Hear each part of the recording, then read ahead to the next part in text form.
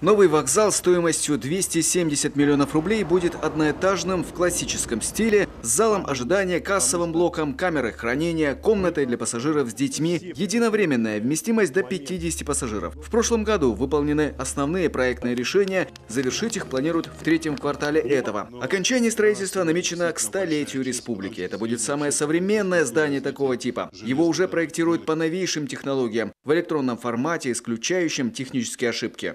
Это будет модульный проект.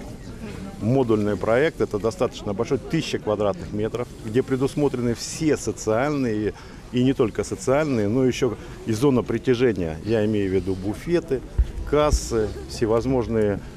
Планировать это, конечно, мы же будем еще обсуждать, может быть, даже планировать некие административные какие-то помещения. Почему? Например, одно окно.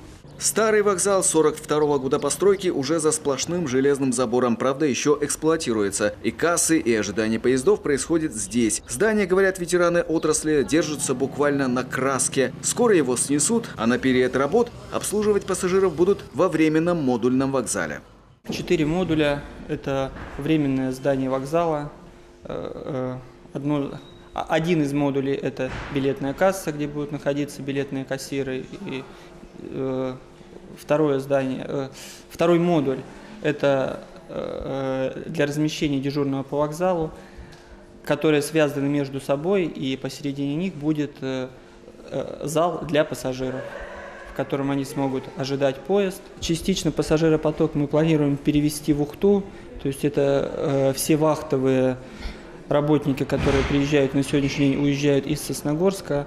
Мы официально предложим им уезжать из Ухты, а жители Сосногорска, мы считаем, что вполне достаточно будет этих модулей. Старый вокзал не соответствует никаким нормам. Главная сложность – отсутствие коммуникаций, водопровода и канализации. А ведь поезда и вокзал здесь пользуются большим спросом, особенно летом. Кто-то едет на море, кто-то в пригород на рыбалку. Бывает, что и всем не уместится, говорят жители. Зданием, конечно, не очень доволен, а обслуживание хорошее, конечно. Ездим каждый год отдыхать куда-нибудь, так что вокзалом постоянно пользуемся. И то, что наконец-то будет новый вокзал, я только приветствую. Очень здорово будет. Впрочем, новый вокзал – лишь небольшая часть огромного уникального проекта «Северный широтный ход». Предполагается строительство новой железнодорожной магистрали, соединяющей Свердловскую и Северную железные дороги по станции Обская, и масштабная модернизация инфраструктуры, в том числе и на территории Коми. Все проекты, которые будут реализованы совместно, вошли в соглашение о сотрудничестве на 2018-2022 годы. Документ в этот же день подписали Северная железная дорога и правительство Коми. Как отметили стороны, документ является стратегическим для компании и региона. Что такое означает северный широтный ход для Сосногорска? Это увеличение, прежде всего, объемов и поездов в целом по этому участку. А значит, это перспектива какого плана? Первое – это увеличение, конечно же, обслуживающего персонала. И об этом мы сегодня думаем, и об этом мы сегодня понимаем. И под это сегодня выстраивается вся наша инвестиционная программа. И, кстати, должен заметить, по сравнению с прошлым годом, именно в регион Сосногорска инвестиционная программа увеличена практически в 2 раза. Если в прошлом году было 740 миллионов, то в этом году уже 1,5 миллиарда рублей. Чувствуете? Это же не я сказал. Начальник железной дороги сказал. Я скажу.